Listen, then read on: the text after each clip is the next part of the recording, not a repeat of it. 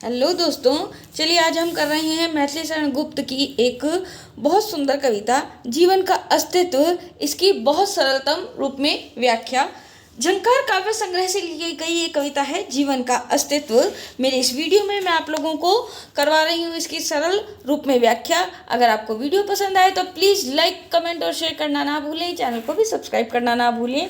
देखिए दोस्तों, इस जो कविता है आपके पास में जीवन का अस्तित्व, इसमें कवि गुप्त ने सांसारिक जीवन में आलस्य और प्रमाद को त्याग करके कर्मठ बने रहने का, गतिशील बने रहने का भाव व्यक्त किया है। यानी कि कविता हमें संदेश देती है जीवन में निरंतर प्रगति के पथ पर आगे बढ़ते रहने का, आलस्य और प्रमाद को त्याग करके।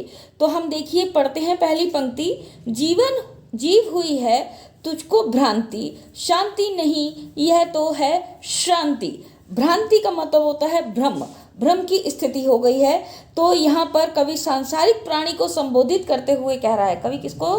सांसारिक प्राणी को संबोधित करते हुए कहता है कि अरे जीव, हे जीव, तुझे भ्रम हो गया है कि तुम जिसे शांति समझ रहे हो, शांति नहीं यह तो है श्रांति।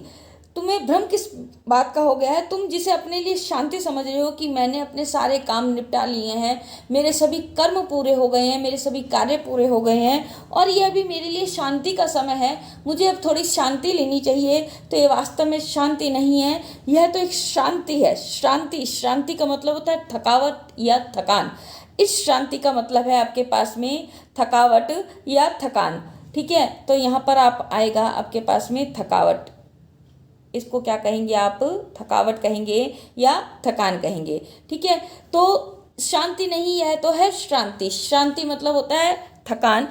तो यह तो काम करने की बाद की थकान है, जिसे तुम शांति समझ रहे हो, ये तो वास्तव में काम करने के बाद की थकान है जो हो जाती है। इसको त्यागो और वापस पुनः अपने कार्य में लगो।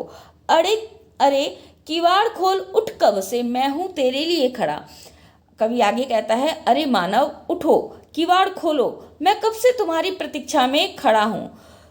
सोच रहा है क्या मन ही मन, तुम मरे हुए मन के समान, पड़े पड़े क्या सोच रहे हो। मृतक तुल्य तू पड़ा पड़ा, तुम मरे हुए मन के समान। जिस प्रकार से कभी कभी हो जाता है कि हम बहुत ज़्यादा थकान का अनुभव करने लगते हैं, अपने जीवन से हम हार जाते हैं, निराशा हमें परेशान कर देती है।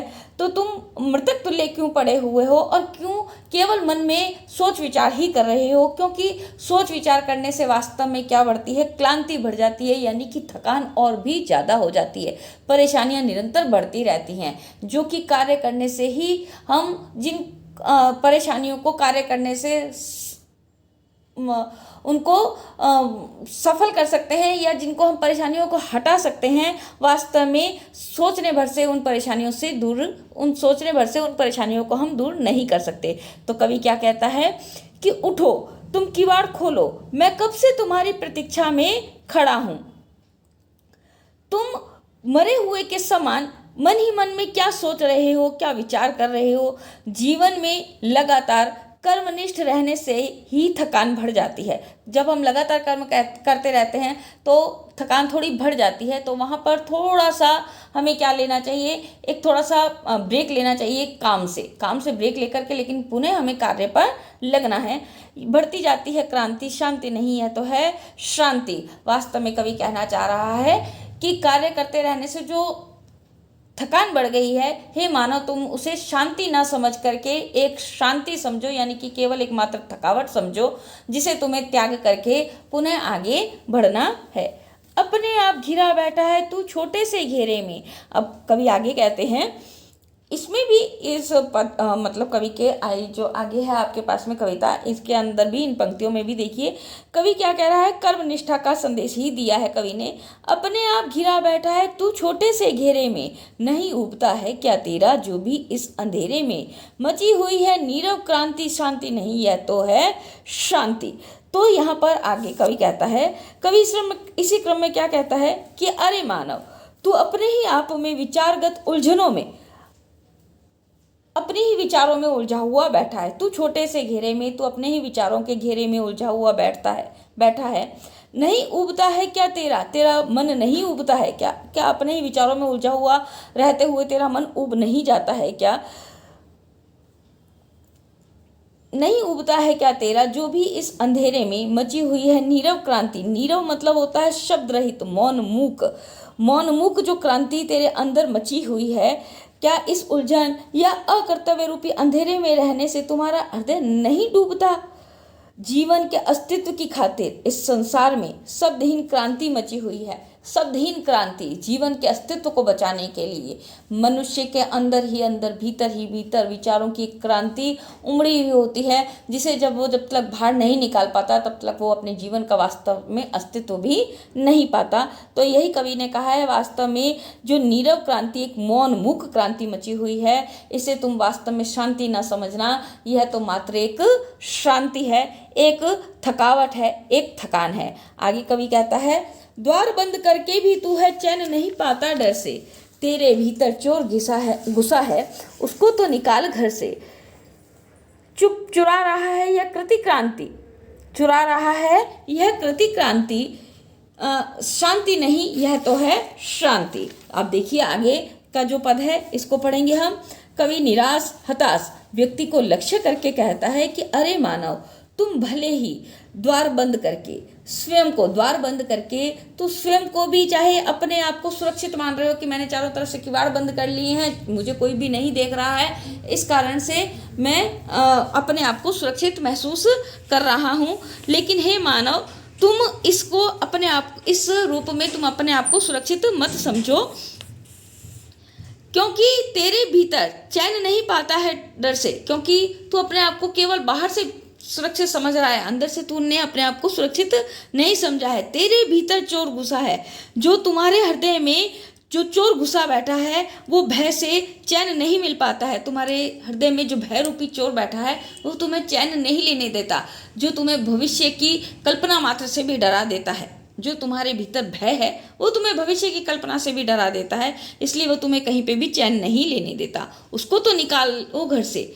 भय रूपी चोर को जब तक तुम अपने हृदय से नहीं निकालोगे तब तक तुम्हें वास्तव में शांति नहीं मिलेगी। चुरा रहा है वह कृति क्रांति, वास्तव में वह तुम्हारे कार्य करने की क्षमता या कुशलता को चुरा रहा है। कृति मतलब कार्य, कांति मतलब क्षमता। वह तुम्हारे कार्य करने की क्षमता को, कार्य करने की चमक को चुरा रहा है, कार्य करने की कुशलता को चुरा रहा है। तुम्हें थका हरा रहा है, थका हारा बना रहा है।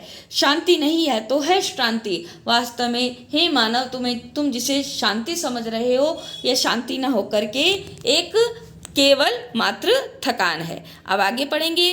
जिस जीवन के रक्षणार्थ है तूने यह सब ढंग रचा। कवि आगे कहता है, जिस जीवन की रक्षा करने के लिए तुमने यह तरीका अपनाया है, किवाड़ बंद करके अपने आप को अंदर ही अंदर बंद कर लेना, अपने आप को सुरक्षित महसूस करना, वास्तव में तुम जिन उपायों को अपना रहे हो, जो तरीका अपना रहे हो, वह सब गलत है।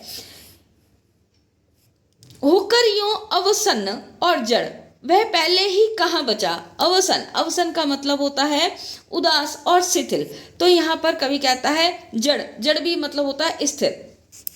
होकर यूं अवसन मतलब तुम अपने आचरण से तुम उदास और शिथिल और अचेतन पड़े हो। तुम्हें लगता है कि तुम्हें किसी दिन दुनिया से कोई मतलब नहीं है।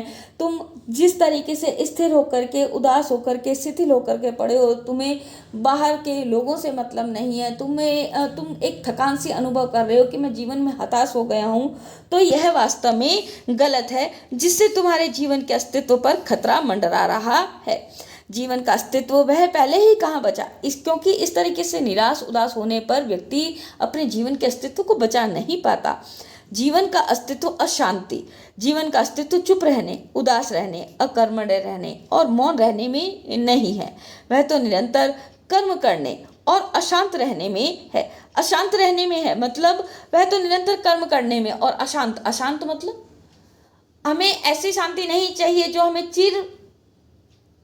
चिरता में ले जाए, जो हमें एक जड़ता में ले जाए, जो हमें अशांति में ले जाए। हमें ऐसी शांति नहीं चाहिए, हमें एक ऐसी अशांति चाहिए, एक ऐसी क्रांति चाहिए जो हमें जीवन में पर कुछ परिवर्तन करने के लिए प्रेरित करती रहे। जीवन का अस्तित्व अशांति, कवि अंत में कहता है जीवन का अस्तित्व अशांति, वह तो निरंतर कर्म करने में और अशांत रहने में ही है। जीवन का अस्तित्व कब तक है? जब तक कि आप अशांत रहोगे, जब तक कि आपके हृदय में कुछ ना कुछ करने की प्रेरणा रहेगी। ठीक है, अर्थात थकान मिटाने के बाद पुनः कर्मरत करने में ही जीवन का अस्तित्व सुरक्षित रह पाता है। तुम जिसे वास्तव में मानव शांति समझ रहे हो वह मात्र थकान है। उस थकान को दूर करो और अपने जीवन के पथ पर पुनः अग्रसर हो जाओ। तो बहुत सुंदर कविता जीवन का अस्तित्व मैथिली शरण गुप्त के काव्य संग्रह झंकार से ली गई।